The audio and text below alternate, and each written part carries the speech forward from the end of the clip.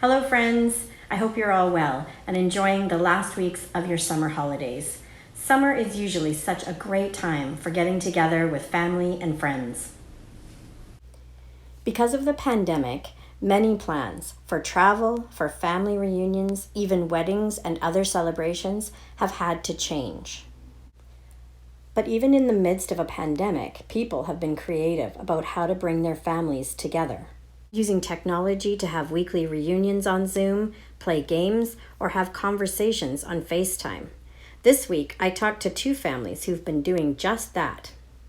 Nikki Atwell and John Whitehead hosted a reunion last summer with their 4 kids. They rented a houseboat on the Shuswap Lakes. It was a wonderful reunion, Nikki recalls.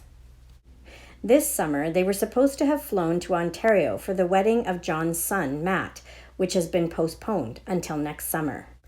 When the lockdown started and this time of the great unknown began, Nikki suggested the family schedule a daily Zoom call. The calls unite 5 families. John and Nikki, who live here in BC, initiate the call at 9 a.m., which is lunchtime for their kids in Ontario. They would share news, talk about how they were managing school remotely. It gave the family something positive to look forward to each day. As the months have gone by, it hasn't continued to be every day, but John and Nikki send a daily messenger message so the kids know we are here, Nikki says. That has helped us all get through this and helped keep us connected. Another family in our congregation has been staying connected through food and shared meals. Shirley and Vern Pete's granddaughter, Hannah, who had just finished university, had the idea of bringing the family together over a weekly cooking challenge.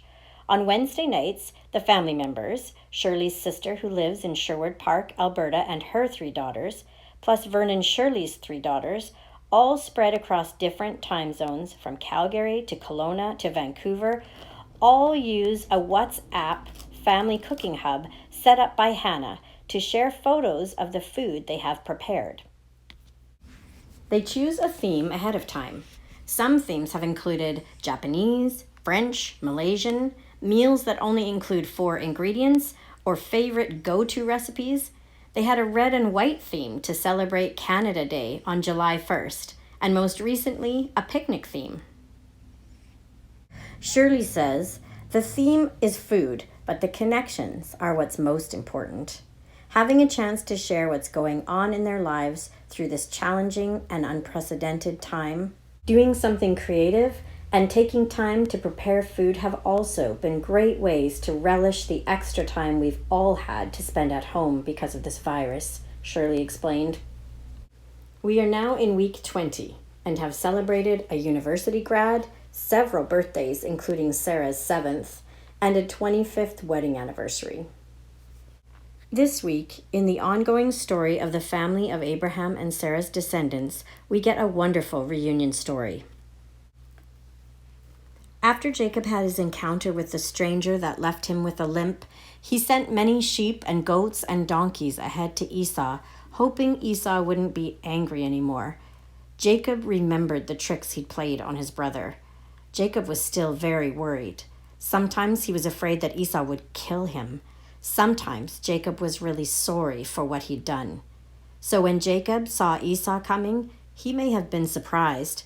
There was a smile on Esau's face. Esau threw his arms around his brother and gave him a big hug and a kiss. Often at night, Jacob would lie awake thinking about all the things that had happened. Jacob would think about the night when he had a fight with the angel, or was it an angel?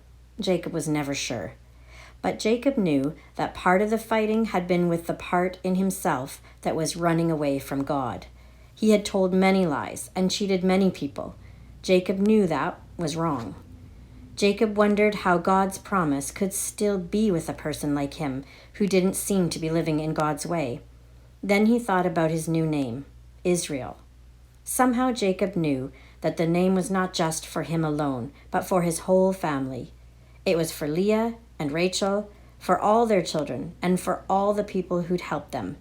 They would be called the house of Israel, the people who'd struggled with God, the people who'd struggled to know God's promise. Even in this difficult time, when so many of our plans have been disrupted, even when we haven't seen each other in person for so long, or we haven't been together to share a hug, even if we are separated by long distances, we can take comfort in God's promise to be with us and keep us together as families always. I miss being together as a church family, and I know you do too. Until next time, take care of yourselves and each other, and remember how much you are loved by God.